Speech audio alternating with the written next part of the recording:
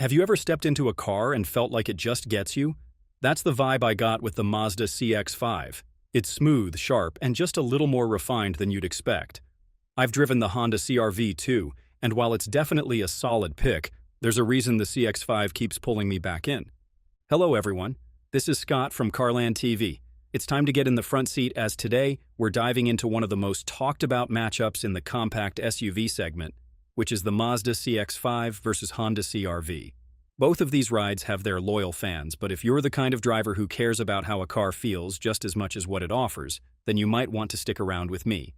Before I start, I would really appreciate it if you would push those buttons below, the subscribe button, the notification bell, all of them. This is not necessary, but those little clicks help a brother out. Plus, it pushes me to give you more valuable car-related content on your screen. Now buckle up and let's get back to the video. You can throw specs and features around all day, but what really matters is how the thing feels when you're behind the wheel. And between the two, the CX-5 just drives better, plain and simple. Let me elaborate on this for you. Of course, the aspect where the CX-5 really starts to show what it's made of is the way it drives. I've had both of these crossovers under me, and yeah, the CR-V's 1.5-liter turbo is smooth and efficient, pushing out around 190 horses, but it doesn't have that same kick the CX-5's 2.5-liter turbo delivers. When you get the turbo version of the CX-5 running on premium fuel, it puts down up to 256 horsepower. And trust me, you feel every bit of it when you're merging onto the freeway or passing someone on a two-lane.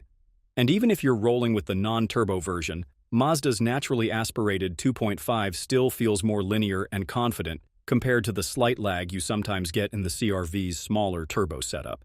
The other thing that stands out right away is the way Mazda tunes the transmission. The CX-5 runs a 6-speed automatic, not some flashy futuristic setup, but one that's actually tuned to feel right. The shifts are clean, it knows when to hold a gear, and it's not constantly hunting like the CR-V's CVT. Don't get me wrong though, Honda's CVT is one of the better ones out there, but it still has that elastic feel that takes the fun out of driving. With the Mazda, you always feel like you're in sync with the car. I mean, it feels just more connected, more responsive. Now let's proceed with the steering. The CX-5 has this way of making you feel like you're part of the car, not just riding in it. The steering is nicely weighted, super direct, and gives you actual feedback when you're going through curves or just zipping around town. With the CR-V, the steering is light and easy to manage, but it's kinda numb. It is great for cruising or daily commuting, but if you enjoy driving even a little bit, it doesn't really give you much to work with.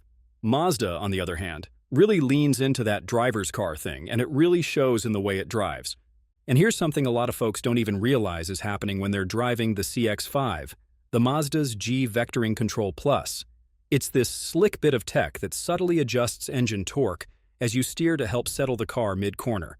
Sounds complicated, but it works behind the scenes to make everything feel smoother and more planted, especially when you're carrying some speed. You probably won't notice it right away, but once you've driven with it, you'll catch yourself thinking, man, this thing just handles better. It's one of those little touches that gives the CX-5 an edge that Honda just doesn't offer that much. Step inside the CX-5 and it straight up feels like Mazda's punching above its weight class.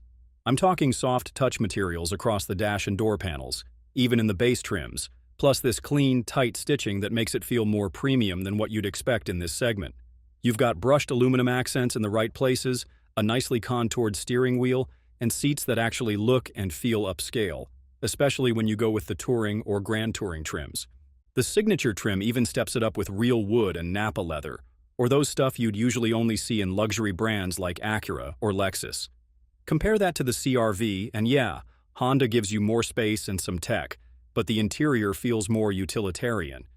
There's more hard plastic, especially around the center console and lower dash, and the design feels a bit appliance-like.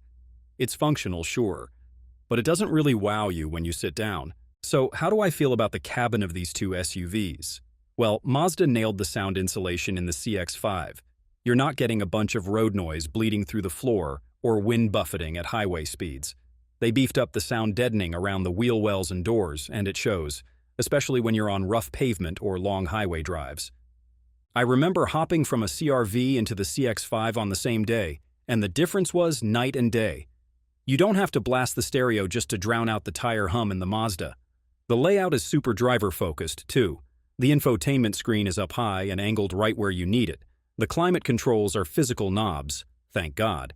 And you don't have to dive through a bunch of touchscreen menus just to adjust your fan speed.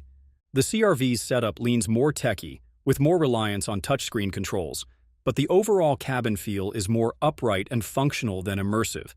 So in terms of their respective cocoon, the CX-5's interior feels like it was built with care, and it hits harder if you're someone who appreciates craftsmanship and that upscale finish. Now, the CX-5 rides like Mazda actually tuned it on real roads, not just a test track. It has a McPherson strut up front and a multi-link setup in the rear, same basic formula as the CR-V, but the way it handles rough pavement, dips, and expansion joints just feels more refined. There's a tighter, more composed feel when you're rolling over broken city streets or cruising at 70 on the highway. Mazda firmed up the suspension just enough to keep body roll in check during quick lane changes or winding back roads, but they didn't go so stiff that it beats you up. The CR-V, on the flip side, is tuned softer. Around town or over smoother roads, it's super plush and easy to live with, but once the road gets patchy or you start picking up speed, you'll notice more float and bounce. It just doesn't stay as locked in as the Mazda. And that matters when you're doing longer drives or carrying passengers who don't want to feel every ripple in the asphalt.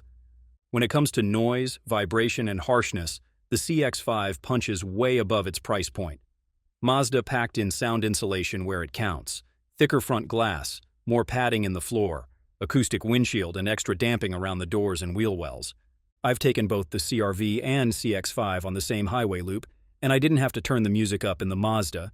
Wind noise around the A-pillars was minimal, and tire roar barely crept in, even on rougher concrete. In the CR-V, it's definitely livable, but there's more wind fluttering around the mirrors and a bit more road noise depending on the pavement. The CX-5 also does a better job of isolating vibrations. You don't feel that subtle floorboard buzz you sometimes get in the CR-V, especially when you're sitting at a light in gear. And yeah, Honda had some history with idle vibration issues on previous CR-Vs, especially the 2015s, and while they've smoothed it out in newer models, Mazda never had that problem to begin with. Overall, the CX-5 just feels like it's been built tighter. It's quieter, smoother, and holds itself together better when you're racking up miles. Let me be real with you. The first time I saw the Mazda CX-5 in Soul Red Crystal parked under the sun, I had to stop and give it a second look. It wasn't even a top trim or anything fancy, but man, that paint hit differently. Mazda's been killing it with their Kodo design, and you can tell the CX-5 wasn't just made to blend in like most compact SUVs. The front end's got this wide, confident stance with a grille that actually looks like it belongs on a luxury ride, and not some over-chromed plastic mess. The headlights are sleek and tucked tight against the body like someone actually gave a damn about symmetry. And that hood has these subtle creases that catch the light when you're walking around it. It gives it this sculpted look that's way more premium than what you'd expect for this price point. Now I've parked it right next to a CR-V, and look, I'm not trying to knock the Honda, it's a great car. But styling-wise, it's just there. The CR-V's got a more upright, boxy shape. It's practical, sure, but it kind of disappears in a parking lot. I get why folks like it. Tons of headroom, easy to load stuff in. But it doesn't give you that I love looking back at my car feeling. The CX-5 does.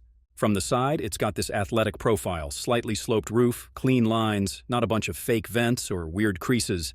Even the rear is tight. The taillights are slim and smoked, the dual exhaust tips are real and actually look good, and the tailgate has this subtle curve to it that gives the whole rear end some personality. And here's something I noticed the first time I washed one. Mazda's paint quality is no joke. They use this Takuminuri paint process, and yeah, that sounds like marketing, but you see it in person. The way the light reflects off the surface, the depth of the metallic flake, it looks like something you'd find on a car twice the price. I've run my hand along the body panels and everything's tight. Panel gaps are consistent, doors close with a solid thud, and the whole thing just feels well built. Meanwhile, the CR-V, again, solid car, but it doesn't feel special. The paint's fine, the fit's good, but it's clearly more function first, and for some folks that's enough. But if you want a daily driver that actually feels like a statement, the CX-5's got the kind of curb appeal that makes you proud to walk up to it every day. The first time I got into a CX-5 with the updated Mazda Connect system, this was around the 2021 refresh, I instantly felt like they'd finally caught up to the modern tech game, but without trying to be something they're not. The screen is a 10.25-inch widescreen layout on most trims starting 2021, and yeah, it's not a touchscreen once the car's moving. But honestly, I'm good with that. Mazda went with a rotary knob down by the shifter, and at first I thought it was kinda old school. But after a week behind the wheel, I didn't want to go back. It's way easier to scroll through menus, especially when you're driving and don't want to poke around a touchscreen like you're trying to play whack-a-mole while hitting potholes. The whole interface is clean, big icons, a logical layout, and no clutter. Media, navigation, if equipped, vehicle settings and phone functions are all right where they should be, and it boots up fast. You're not sitting there waiting 15 seconds like some systems I've used. It's not overloaded with gimmicks, no dancing animations or bloated features, but that's the point. It's quick, clear, and does the job without pissing you off.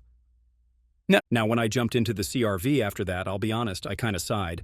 The newer CR-Vs, especially the 2023 T0 2025 models, do get a 9-inch touchscreen in upper trims like the Sport Touring, and yeah, it supports wireless Apple CarPlay and Android Auto, which Mazda still doesn't on the wired-only CX-5. But Honda's system just feels slower. The screen looks good, decent resolution, nice size, but it doesn't respond as quickly. I'd tap something and wait that little half-second too long, which gets annoying real fast, especially when switching menus or dealing with maps. And the layout is certainly better than the older Hondas, that's for sure. But there's still too many layers. You want to change your audio source? Scroll. Adjust display settings? Scroll. Change a cabin feature? Scroll again. There's no physical controller like Mazda's knob, so everything depends on hitting the screen accurately. And if you're on a bumpy road or driving in traffic, that's just not ideal. Also, Honda got rid of the volume knob for a couple of years, then had to bring it back after people complained. It tells you they tried to go full touchscreen without thinking about actual use. Mazda's setup may look simpler on the surface, but when you're actually using it day in and day out, it's faster, smoother, and just built around the driver a whole lot better. Honda's is flashier, sure, but Mazda's is more livable. If you're thinking long-term, and let's be honest, most folks shopping in this segment are, the CX-5's got a solid reputation for being the kind of SUV that just quietly does its job without turning into a wallet drainer. I've talked to owners who've pushed these past 100,000 miles without anything more than regular oil changes, tires, and brakes. Mazda's 2.5-liter turbo engine is one of the more straightforward setups out there. It's a single-scroll turbo, not overly complex, and it hasn't had any major systemic issues tied to it. And even the naturally aspirated version, which a lot of folks go for, is old-school reliable. It's not the flashiest, but it's tough, predictable, and doesn't suffer from the kind of quirks you see in some other small turbos. Meanwhile, Honda's 1.5-liter turbo in the CR-V had a rough start. Yes, the early models, especially 2017 to 2019, were hit with that infamous oil dilution issue, fuel leaking into the oil because the engine wasn't getting hot enough in short trips. Honda eventually updated the software and made some mechanical tweaks, but that little stain on the record still makes some buyers nervous. Then there's the transmission game, and this is where Mazda really keeps things simple in the best way. The CX-5 uses a conventional 6-speed automatic that's tried and true. No fancy dual clutch stuff, no CVT belt and pulley setup. It just shifts when you want it to, lasts forever if you maintain it, and doesn't require relearning how to drive. The CR-V, on the other hand, has a continuously variable transmission, and while Honda builds one of the better CVTs out there, it's still a CVT. Talking long-term, that means more sensitivity to heat, and more dependency on fresh fluid, and you don't always get the same driving confidence when you're merging or climbing hills. Plus, when you start hitting higher mileage, CVTs in general tend to be more expensive to replace or repair than a regular torque converter auto. But here's the thing that really seals it for me. The Mazda CX-5 just feels like it was built by people who actually enjoy driving. It has that tight steering, that planted ride, that smooth power delivery, all the little things that make you look forward to driving even if it's just a run to the store. Mazda leans into that emotional side of driving in a way Honda just doesn't. The CR-V is safe, smart, and super practical, no doubt, but it feels like it was built to check boxes. The CX-5, on the other hand, got character. It's the kind of car you park, turn around, and look at one more time before walking away. It's not just about getting from A to B, it's about how you get there, and Mazda clearly gets that.